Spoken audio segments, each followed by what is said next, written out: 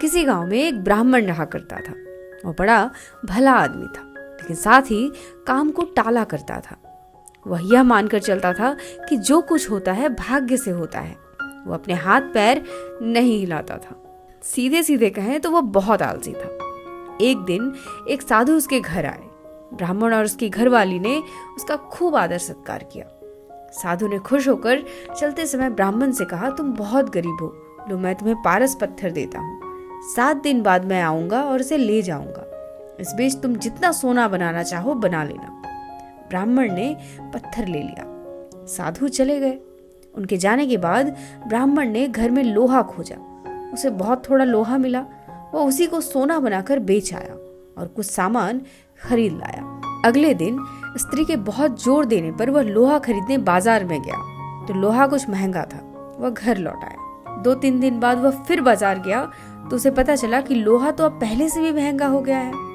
कोई बात नहीं, उसने सोचा, एक आध दिन में भाव जरूर नीचे आ जाएगा, तब खरीदेंगे। किंतु लोहा सस्ता नहीं हुआ और दिन निकलते गए।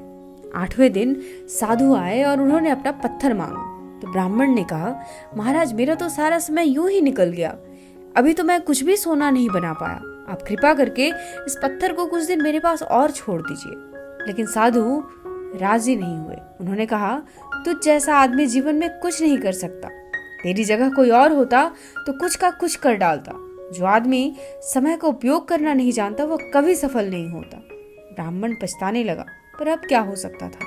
साधु पत्थर लेकर जा चुके थे। उसे अपने आलस और भाग्य पर जरूरत से ज्यादा यकीन की कीमत चुकानी पड़ी। इस कहानी से हमें यह सीख मिलती है कि आलस आदमी का सबसे बड़ा दुश्मन होता है।